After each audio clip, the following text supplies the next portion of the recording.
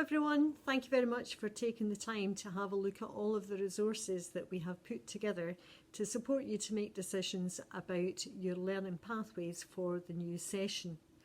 Although we're not currently in school, we are still here to support you through the decisions that you have to make at this particular time. If you're in S2, you will be making some decisions about courses that you will take forward in S3 to lay the foundation for learning in the senior phase. The senior phase, of course, begins in S4. If you are a pupil in S3, you will be making decisions about courses that you're currently taking in S3 that you would like to take forward into S4 to work towards your national qualifications. And if you're currently in S4 or S5, you have been through the process before, but please take the time and read all of the information that we have put together for you. So I'm now going to hand over to two of our deputes, Miss Bones and Mrs. Stewart Young, who's acting depute, and they will explain much more about the process. Thank you. Hello, this is Miss Bones talking. You may be a pupil or you may be a parent or carer watching this. Whoever you are, what follows is intended to help with the course choice decisions that have to be made soon. From now on, I'll talk with my audience as the pupils, but the messages are for everyone. So what is the senior phase in Scotland designed to offer young people? Well, the senior phase clearly comes after the broad general education of S1 to S3, so it builds on what you experience in the first 3 years of high school.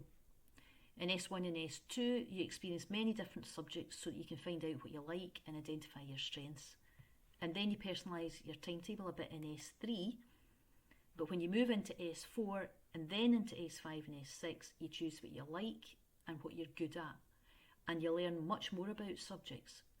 And what you learn takes you much deeper into the ideas, the concepts and the theories.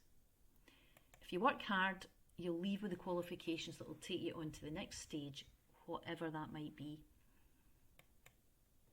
And also, as you gain your qualifications, you develop the skills that you need, whether you decide to continue with learning or to go into work. And skills such as problem solving, independence, resilience, they're all skills that will help you through whatever life might throw at you. So what do you have to do in the way of subjects? Well, in S4 you have to do English. Beyond S4 you continue with English until you've reached as high a level of qualification in English as you can. And it's exactly the same with maths. And you continue with PSE and PE to support your health and well-being. What else do you do? Well, if you're in S4, you'll do 4 subjects in addition to maths and English. If you're in S5 and S6, you'll have 6 choices, which may continue to include maths and English. If you're going into S4, you'll probably choose from the subjects you studied in S3, but if your interests have changed, you do have the opportunity to start afresh with a new subject if you really want to. But importantly, you must be prepared to put in the extra work that will be needed at the start to catch up. So are there new subjects? New subjects for you to choose from? Well, most certainly yes. Look at the list of interesting things you can do. Now, they're not all available from S4, but some are, and it's good for you to look ahead and sketch out how your courses might pan out over all the years of the senior phase.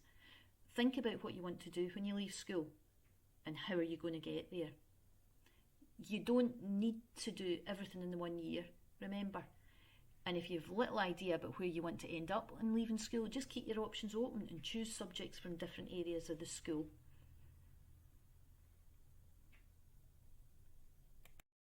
Anything else that you can do in the senior phase? Quite definitely yes. There are all sorts of opportunities to do your learning outside the classroom if that's the sort of thing that suits you. There are subjects you can do run by teachers in the school, such as beekeeping and Duke of Edinburgh. And just a word here to pupils in S5 and S6 about Duke of Edinburgh. The award in itself offers so much. Have a look at the option booklet, the Duke of Edinburgh website, or speak to Mr. Duncan about it. For those of you who are considering taking on 5 hires and you intend to do extracurricular Duke of Edinburgh, think about choosing D.A.V. as your 6th option. You'll get time during the school week to fulfil your D.A.V. commitments, or some of them, and you'll get a bit of study time as well. Now, other ways you can learn outside the classroom: you can take on a college course or something called a foundation apprenticeship. I'm going to start with college courses first. Now, in normal times, if you want to do a college course, you would leave school and travel to one of the Edinburgh College campuses on a Tuesday and a Thursday afternoon. There are a few courses which run on a Friday afternoon. Now, you must be committed to take on one of these college courses. Again, in normal times, you won't be back at school until around 4:30, and then you'll still have to get home. And lunch can be a bit of a rush, but it's worth it if you want to do one of the interesting courses that's on offer. Have a look at the option form for the college courses that are open to you, and also look at the Edinburgh College website, where you'll get a full description of the different courses available. Now, a word of warning about college courses.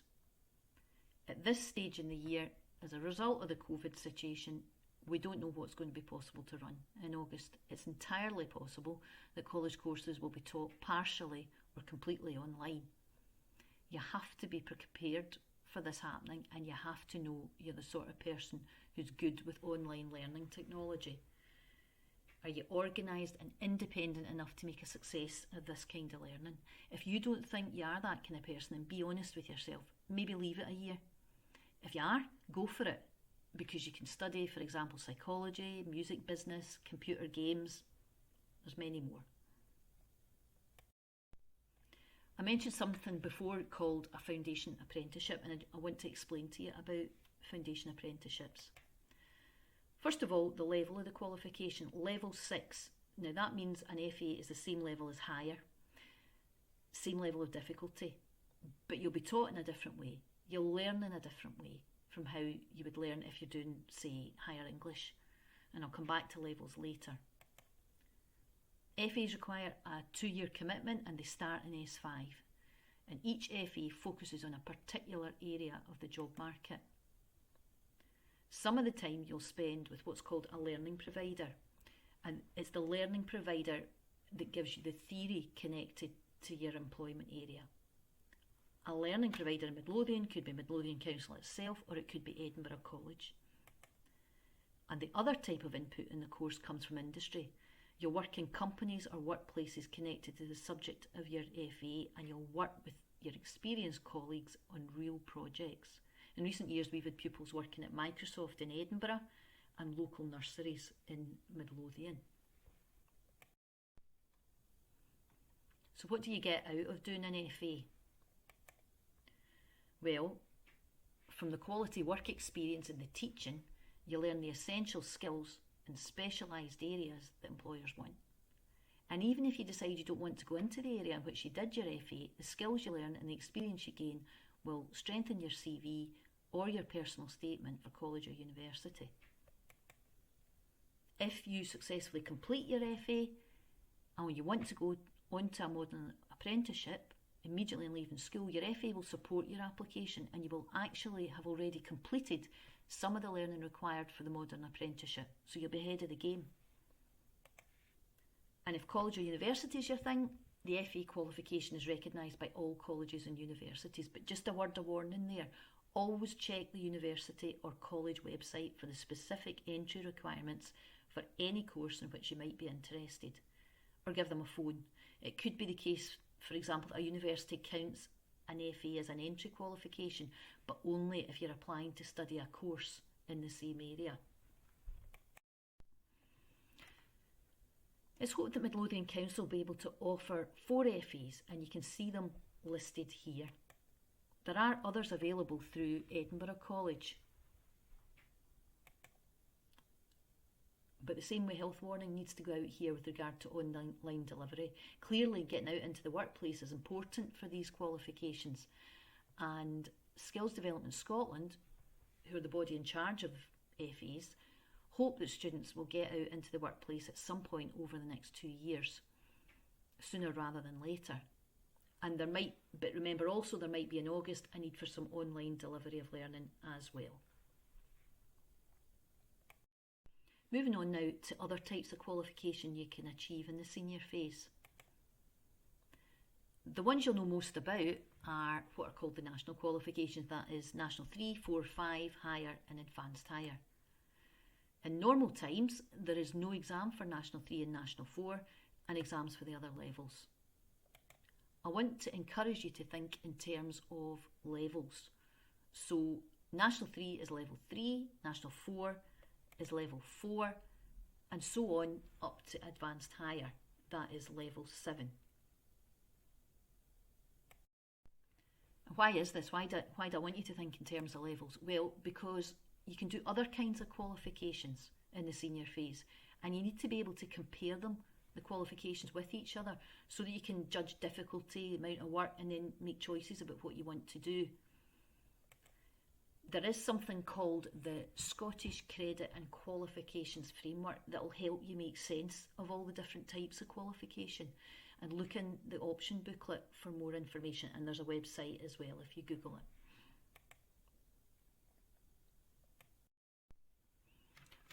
Okay, so one of the other types of courses, other than national qualifications, that we offer at Dalkeith High School in the senior phase is skills for work courses. These practical courses, which don't have an exam, all encourage you to practice the sort of skills needed no matter the particular job you do. So, for example, working as a team, using initiative, so on. You can practice these skills by choosing courses that focus on quite different areas of employment. And you can see here the ones we're offering in school.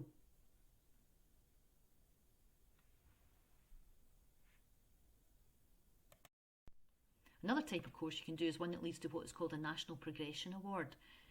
Again, it's skills sought after by employers that you'll get, but this time what you achieve is linked to a workplace standard, so that if you put these qualifications down in an application form, an employer will know exactly the sort of skills you have and the level of those skills. NPAs are available at levels 2 to 6. And look here at what you can do in school.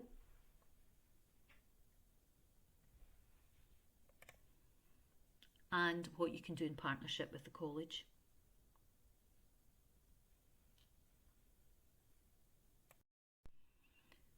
The final type of course to look at is one that gets you an SQA Award. These courses help you develop personal skills you need when you leave school. And here's the courses you'll see in your option form.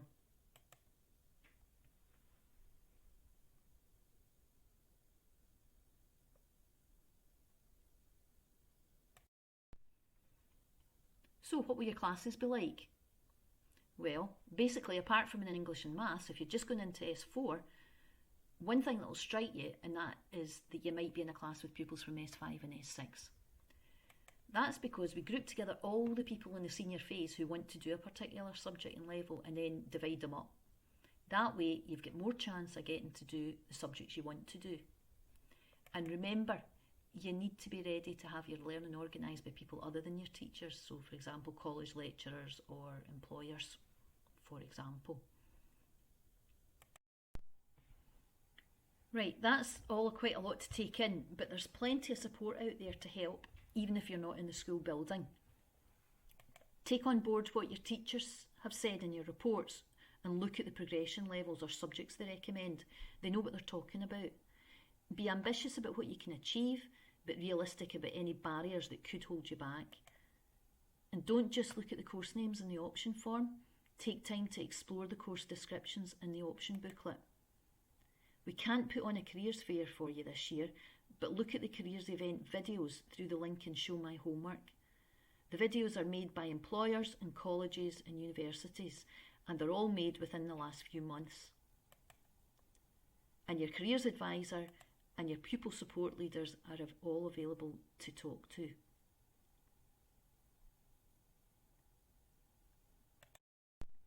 The system for letting us know what you want to choose will be a bit different this year. Senior phase option form has been posted home to your house. You can choose to fill that in by underlining your choices and stating the level, and then putting the form in the post box. Or you could just photograph the form and email it back to the school. Alternatively, you can fill out the option summary form that was emailed to your parent or carer, and you could return that to the school via email. Remember that if you're choosing a college course, an advanced higher or a foundation apprenticeship, you need to give a second choice. However you decide to get the information to us, make sure you reply by Friday 26th February. So you have just over a couple of weeks, but don't wait until the last minute. If you know what you want to do, get your choices to us as soon as you've made them.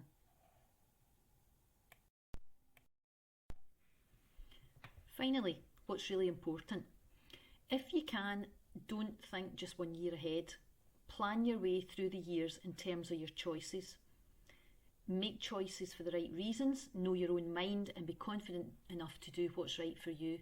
You don't have to do this on your own, but the final decision has to be yours. Okay, that's all from me just now. Goodbye.